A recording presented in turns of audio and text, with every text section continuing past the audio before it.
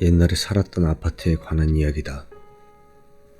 장소는 정확히 언급할 수 없지만 대충 신주쿠랑 시부야 모두 걸어서 갈 수 있을 만한 곳이었다.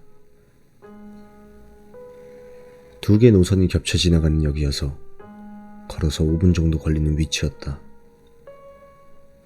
주변은 한적한 주택가인데다 완만한 언덕 위에 있는 5층짜리 아파트 꼭대기층이었다. 전망이 워낙 좋아서 아카사카 근처까지 한눈에 들어올 정도였다. 방이 2개, 거실과 부엌이 딸려 있었다. 해가 잘 드는 큰 창문에 베란다도 꽤 넓었다. 옥상은 자유롭게 드나들 수 있어서 밤이 되면 마치 야경 명소 같은 광경을 바라볼 수 있었다. 그렇게 좋은 입지임에도 집세는 시세보다 5만엔가량 쌌다. 너무 좋은 조건에 눈이 멀어서 보자마자 계약한 것까지는 좋았지만 이상한 일은 입주한 지 1달도 지나지 않아 일어나기 시작했다. 방 하나는 침실로, 다른 방 하나는 서재 겸 다용도실로 쓰고 있었다. 일은 주로 밤에 서재에서 한다. 저녁부터 일에 착수에 몰두하다 보니 어느덧 완전히 한밤중이었다. 어느새 컴퓨터 모니터의 빛만 멍하니 방안을 비출 뿐이다. 뭐 괜찮겠지. 어차피 나 말고는 아무도 없는 집이다. 딱히 어두워서 불편할 것도 없고 전기세도 절약이 되니까. 그리하여 나는 그대로 어슴푸레한 방 안에서 작업을 계속해 나갔다. 그리고 몇 분이나 지났을까. 너무 몰두한 나머지 시간 감각마저 애매해질 정도였다. 어깨가 뻐근해지기 시작했기에 크게 기지개를 폈다.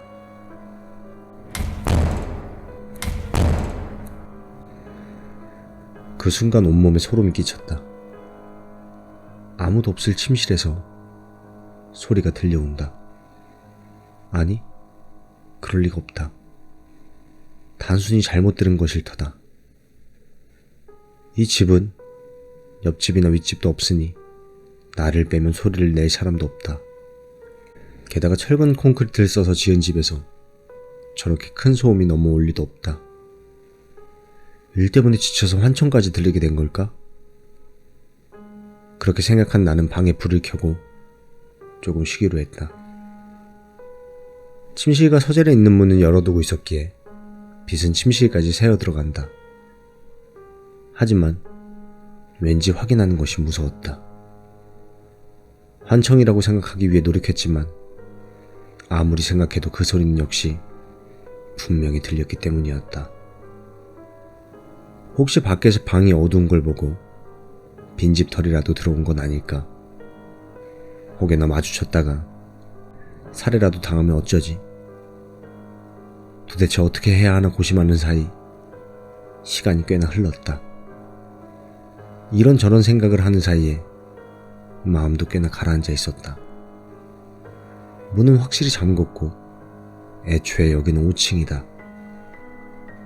들어오는 어려움을 고려하면 빈집 털이범도 이런 곳은 안 노릴 것이다. 쓸데없는 걱정을 하면서 벌벌 떨고 있던 내가 참 바보처럼 느껴졌다. 시계를 보니 어느새 12시가 넘었다. 그러고 보니 화요일이다. 아침 일찍 클라이언트와 협의가 있을 예정이다. 작업도 딱 적당한 부분까지 맞춰놨으니 그냥 그대로 잠자리에 들기로 했다. 얼마나 지났을까? 문득 눈을 떴다. 머리맡에 시계를 보니 오전 2시가 막 넘은 터였다.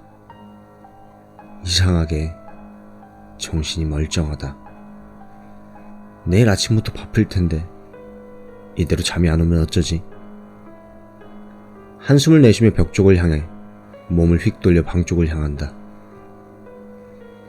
어? 잠깐만. 지금 저거 뭐야? 발 쪽 천장에 무언가 매달려 있었다. 천장 판넬이 떨어졌나? 아니, 그럴 리가. 천장은 콘크리트인데? 온몸에서 식은땀이 흐르기 시작했다. 미친 듯 뛰는 심장은 입으로 튀어나올 것만 같다. 아까 그 소리도 그렇고 이 방에 누군가 있는 걸까? 하지만 자기 전에 아무도 없는 것을 확인했고 이사한 지 얼마 되지 않아 텅 빈 방 안에 숨을 곳이라고는 어디에도 없다. 그럼 대체 뭘까? 보고 싶지 않다. 무서워서 볼 수가 없다. 하지만 이대로는 불안해서 도저히 있을 수가 없다. 공포를 억누르며 이불 틈새로 그것을 바라봤다. 다시 본 그곳에는 아무것도 없었다. 역시 잘못 본 것이었나 보다. 종종 있는 가위 눌림이었던 것 같다. 하지만 그 밤은 너무 흥분했던 탓인지 전혀 잠이 오지 않았다. 결국 협의엔 새빨간 눈을 하고 수면 부족 상태로 나가게 되었다. 그 후로 한동안은 이상한 일이 없었다. 그저 조금 신경 쓰이는 게 있다면 방 안에서 왠지 모를 비릿한 냄새가 난다. 항상 냄새가 나는 것은 아니지만 어느 순간 갑작스레 냄새가 느껴질 때가 있다. 뭐 하수도에서 나는 냄새겠지? 혹시라도 심해지면 관리사무소에 전화해보자. 한 달가량이 지났다. 내일은 화요일. 지난번 수면 부족 상태로 만났던 협의처 클라이언트와의 미팅이 있을 예정이다. 이쪽 담당자 사정으로 인해 협의는 매월 마지막 화요일에 하기로 약속이 되어 있었다. 협의에 사용할 자료를 그날 전까지 모아두어야 한다. 저녁 무렵에 끝날 터였던 자료 수집은 작업 도중 계속 컴퓨터가 멈춰 자꾸 지연되고 있었다. 시간을 보니 어느새 12시를 넘어가려 하고 있었다. 지난번 수면 부족을 겪었던 걸 생각하면 이런 시간까지 일을 하고 있다는 것 자체가 초조해진다. 식사도 거르고 작업에 몰두하는 중이었다. 지난번 미묘하게 무서운 일을 겪다 보니 그 후로 밤에는 반드시 불을 켜고 있었다.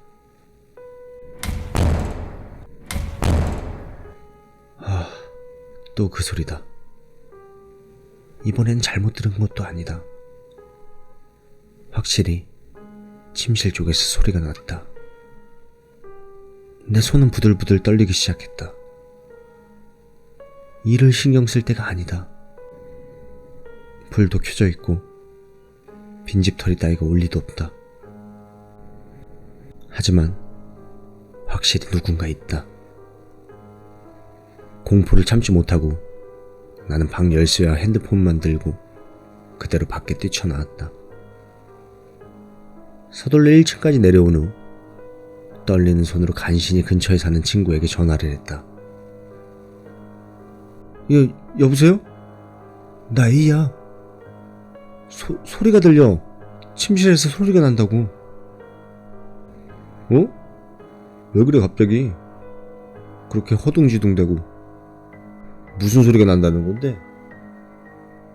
뭔 말하는 건지 모르겠으니까 일단 진정 좀 해. 집에 나밖에 없는데 소리가 났다니까. 지난번에도 그랬고 지금도 그래. 잘못 들은 게 아니야. 지난달에도 진짜 똑같은 일이 있었다니까. 아 진짜 잠깐만 좀 진정해봐. 도둑 든 거 아니야? 문은 제대로 잠궜고? 다 확인했어. 지난번에도 똑같은 일 있었으니까 잘 잠궜었다고. 아 이상하네. 아무도 못 들어올 텐데. 야 괜찮아? 너 지금 너무 놀라서 제정신 아닌 것 같은데. 잠깐만 기다려봐. 나 지금 신주쿠니까 바로 너희 집까지 갈게. 10분 안에 갈 테니까 그때까지 어디 편의점에라도 들어가 있어. 알았어. 부탁해. 나 지금 너무 무서워. 좀 최대한 좀 빨리 와. 전화를 끊고 나는 쏜살같이 근처 편의점에 뛰어들었다. 몸이 계속 벌벌 떨려왔다. 아무도 없는데 소리가 나다니 설마 귀신일까? 그렇게 아무도 방에 없다는 걸 확인한 후였기에 그것 말고는 생각할 여지가 없었다. 공포에 질리자 상상은 한없이 퍼져나갔다. 그 클라이언트와의 협의 전날이니 2번 모주 마지막 주 월요일 밤이다. 시간도 거의 같다. 도대체 왜? 반쯤 울먹이고 있는데 방금 전화했던 친구에게 도착했다는 문자가 왔다. 친구는 내가 있는 편의점까지 데리러 와줬다. 어지러운 설명이었지만 지금까지 있었던 일에 관해 친구에게 설명했다. 너무나 두려워하는 심상치 않은 내 모습을 보자 친구도 환청은 아닐 것이라 생각한 것 같았다. 내가 너무 떨고 있어서 편의점 직원도 이상하다는 눈으로 보고 있었다. 우선 둘이서 차분히 이야기하기 위해 근처에 있는 패밀리 레스토랑으로 자리를 옮기기로 했다. 야, 한밤중에 뭐가 위에 매달려 있었다고? 잘못 본 걸지도 모르지만 지금 생각해도 분명히 본 것 같아. 너 혹시 잠들어서 꿈꾼 건 아니지? 그랬으면 좋겠다. 하지만 이렇게 이상한 일이 계속 생긴 걸 보면 아닐 거야. 그럴 리가. 그럼 확인하러 가볼까? 또 매달려 있는지 말이야. 야, 무슨 소리 하는 거야? 나 지금 진짜 무섭다고. 혹시라도 또 있으면 진짜 심장이 그대로 멈춰버릴지도 몰라 임마. 참, 야, 그렇지만 이래서는 집에 돌아갈 수도 없잖아. 확인해서 아무도 없으면 그냥 잘못 들은 걸로 치면 되는 거 아니야? 다는 뭐 귀신 같은 건 안 믿으니까 뭐 그런 건 안 보일 거야. 야, 놀리지 마. 난 지금 진지해, 진짜로. 아직 협의 때 쓸 자료도 다 정리 못 했는데? 그럼 더욱더 집에 돌아가야 되는 거 아니냐? 뭐 혼자도 아니고 나도 같이 있으니까 괜찮지 않아? 무슨 일 있으면 그냥 경찰 부르면 되잖아. 알았어. 이대로 있어도 뭐 따로 방법 없잖아 지금. 가서 같이 확인해보자. 시간은 이미 새벽 1시를 넘은 터였다. 친구와 함께 있다는 것만으로도 조금은 안정이 되었다. 뭐 설마 귀신은 아니겠지. 그런 말도 안 되는 게 있을 리 없잖아. 분명히 잘못 본 걸 테니까 안심하고 일하자. 그렇게 자신을 타이르며 집으로 갔다. 방에는 불이 그대로 켜 있었다. 그러고 보니 문만 잠그고 그대로 뛰쳐나온 터였다. 엘리베이터를 타고 5층으로 향한다. 아무래도 내가 한 이야기를 곰곰이 생각하던 친구도 꽤나 긴장하고 있는 듯 했다. 철컹하는 소리와 함께 엘리베이터 문이 열렸다. 계단에는 아무도 없다.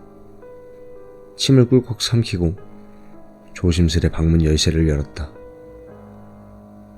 천천히 문을 연다. 서재에서 새어나온 빛 때문에 보이는 부엌에는 아무도 없다. 야, 아무도 없는 것 같지 않아? 아니야, 침실에서 진짜 소리가 났어. 부엌에서 침실을 바라보려면 서재를 꼭 지나가야만 한다. 나는 친구 뒤에 딱 달라붙어 함께 서재로 향했다. 나도 친구도 왠지 발소리조차 내지 못하고 천천히 서재로 향한다. 서재에도 아무도 없었다. 그저 컴퓨터만 기계적인 팬소리를 내고 있다. 여기까지 오자 나도 친구도 말을 잃었다. 나도 상당히 긴장하고 있었지만 꽉 붙잡은 손에서 친구도 긴장하고 있다는 것이 느껴졌다. 이제 침실을 보고 아무것도 없다는 걸 확인하면 모든 게 끝이 난다. 단순한 내 착각일 것이다. 하지만 침실을 들여다본 순간 친구는 크게 뒤로 엉덩방아를 찧었다.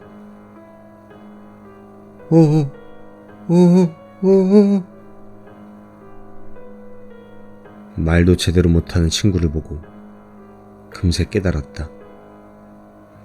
무언가가 실제로 있다는 것이다. 나는 무서워서 도저히 방 안을 바라볼 수조차 없었다.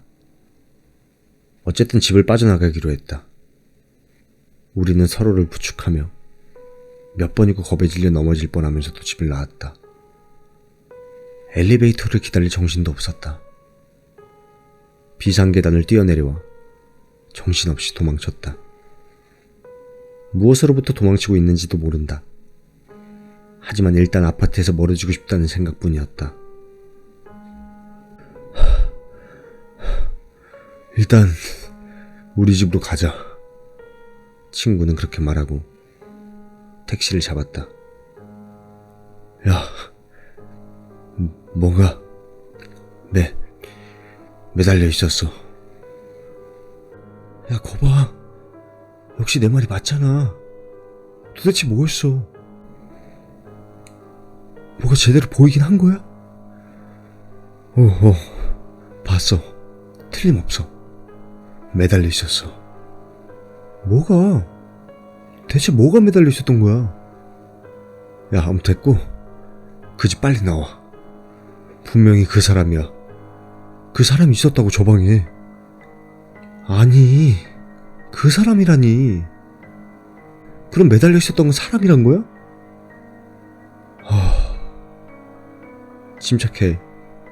침착하고 들어. 친구는 스스로에게 그렇게 말한 것 같았다. 흠뻑 땀을 흘리고 있었다. 목이 쭉 빠진 사람이 매달려 있었어. 자살한 건진 모르겠는데 목을 맨 사람이 천장에 들러붙어 있었어. 다음날 나는 자료 정리를 하지 않은 탓에 그 클라이언트와의 협의에서 빠지게 됐다. 사정이 사정이지만 그걸 말하면 되려 더 이상하게 보일 테였다. 나는 독감에 걸렸다고 거짓말을 하고 당분간 휴가를 쓰기로 했다. 그 후 같이 회사를 쉰 친구와 둘이서 관리사무소를 찾았다. 그리고 우리가 겪은 이야기를 하고 보증금을 내놓으라고 화를 냈다. 이상하게도 아무 말이 없었다. 아저씨, 그 방에 무슨 일 있었죠? 그 방 여자가 자살하지 않았나요? 그렇게 묻자 억누른 톤으로 관리회사 직원이 대답했다. 저 말씀드리기 힘든 일입니다만 2년 전에 살던 분이 돌아가셨습니다. A씨 전에 살던 분도 A씨랑 같은 말을 하고 퇴거하셨거든요. 매 달마다 정해진 것처럼 이상한 일이 일어난다고 했어요. 분명 그분도 마지막 주 월요일이라고 했었거든요. 저 그래서 죽은 건 누구예요? 여자야? 여자 맞죠? 친구가 달려들었다. 예, 맞아요. 여자분이에요. 아마도 미용사셨던 것 같습니다만. 5일 뒤 이삿날 허둥지둥 짐을 옮기고 있는 나를 본 근처 아줌마가 따로 말도 안 했는데 그 미용사 일관이 이야기해 주었다. 죽은 것은 30대 여자 미용사였다고 한다. 하라주쿠의 가게에서 일하던 그녀는 마지막 주 월요일 한밤중에 그 방에서 목을 매달았다고 한다. 아무래도 일터에서 더 젊은 직원들이 치고 올라오고 나이에 비해 제대로 자리를 못 잡는 게 고민이었던 듯하다. 뭐 어디까지가 진실인지는 알 수 없는 일이지만 그 탓에 목을 매단 후에도 한동안 일터에서는 그냥 일을 그만둔 줄 알아서 죽었다는 것도 몰랐다는 것이었다. 시체가 발견된 것은 한 달도 더 지난 후였다고 한다. 주변에서 악취 때문에 민원이 들어와서 발견된 것이다. 아마 미용실에서 일을 마친 뒤 여자는 밤늦게 돌아왔을 것이다. 내가 들었던 소리는 아마 스스로 절망한 그녀가 목을 매달 때 났던 소리겠지. 그 소리를 생각하면 목을 매달 때까지의 모습이 싫어도 내 머릿속에 떠오르고 만다. 미묘하게 감돌았던 악취도 이제 와서 생각해보면 앞뒤가 맞는다. 누구에게도 발견되지 못한 채 한 달 동안 그녀의 시체는 서서히 부패 점차 냄새를 풍기고 있었을 것이다. 그리고 그녀의 그 모든 것을 지금도 한 달 주기로 계속 반복하고 있는 것이다.